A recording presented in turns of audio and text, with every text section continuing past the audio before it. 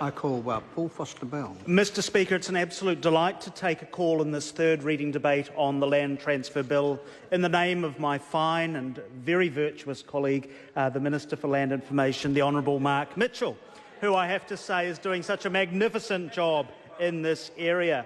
Sir, I welcome the contribution made by the Speaker who resumed his seat. He is far more expert than I as a practising lawyer prior to coming into this House. But I do want to just, I think, clarify a couple of points that the member did bring up, but perhaps couch them in language that people such as myself, with only a rudimentary and unsophisticated understanding of land transfer law, might be able to understand.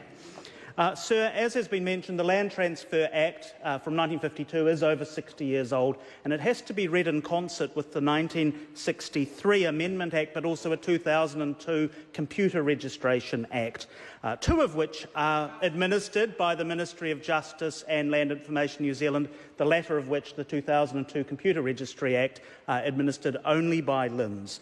So in consolidating these acts and putting them into one piece of law, it makes it certainly much more efficient and streamlined for people who are dealing in the very important matter of transferring land. Because, of course, we have to remember, sir, that the principal source of wealth in this country is the land. Sir, I think this government has done an excellent job on taking aboard the constructive suggestions made by groups such as the Bankers Association and the Law Society in ensuring that this bill is fit for purpose. And I particularly want to congratulate the Minister for Land Information, the Honourable Mark Mitchell, for outlining in his supplementary order paper, that is SOP number 323, a couple of very important changes that did amend well-intentioned but slightly problematic clauses in the original draft of the legislation.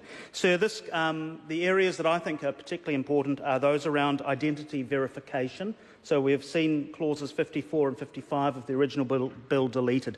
This is important, as that had the potential, as we were informed on the Select Committee, to add several $1,000s of additional and unnecessary legal expenses to the cost of conveyancing a land transfer. Similarly, sir, I welcome the clarification of the intention of Parliament in terms of manifest injustice provisions. It is very clear now to the courts, and I hope that it's recorded on the record tonight, that our intention as a Parliament is that the discretion to set aside a registration of land is something that is to be used only in exceptional circumstances and very, very rarely. Why is this important, Mr Speaker? Well, indefeasibility, that is, the surety we have that once land is registered in the Torrens system, it is properly registered and it is owned by the person who is registered as owning it, is important if we, as a country where many people go and take out mortgages, want to get our mortgages at a reasonable rate.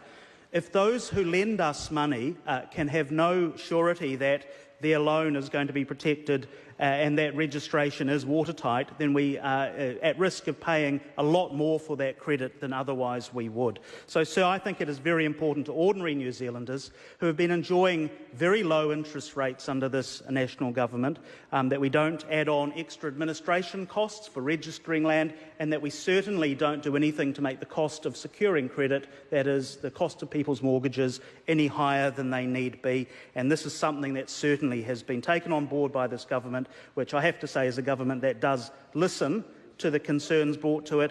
And it is a government, this national-led government, certainly has a concern for those who are paying their mortgages, doing the right thing, trying to own a home on behalf of themselves, a place to bring their families up, the vast majority of ordinary New Zealanders, and we are, I think, doing an excellent job of meeting the needs of those ordinary New Zealanders. Sir, a couple of other slightly obscure points. The member mentioned that the bill will allow covenants in gross to be noted on the title. Now, just to clarify what that precisely means, a covenant in gross is an enforceable agreement related to land use. We can think of lots of examples around covenants or easements.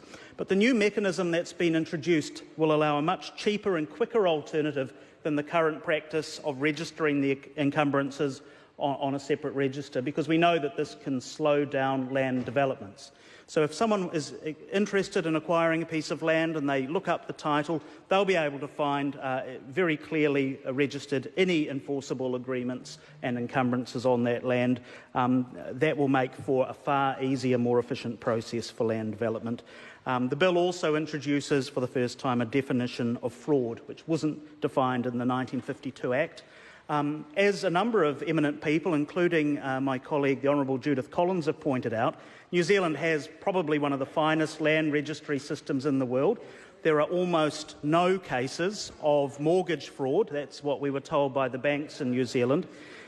But the Torrens system that we have in New Zealand, it's derived actually, as others have pointed out, from the system devised by Sir Robert Richard Torrens, GCMG, the third Premier of South Australia.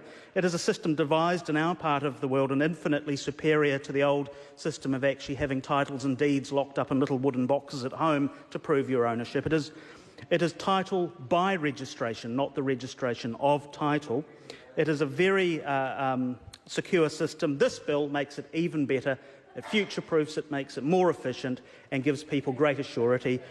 We've had a committee that's worked very hard on this, and I welcome Matt Ducey from Waimakariri to the committee, but also would note that Brett Hudson, my colleague, the List MP from Ahariu, was on the committee throughout the hearings and made ample and fulsome contributions. It is a very good bill, Mr Speaker, and I commend it fully to the House. The Honourable Ruth Dyson. Mr Speaker, can I acknowledge the member who's just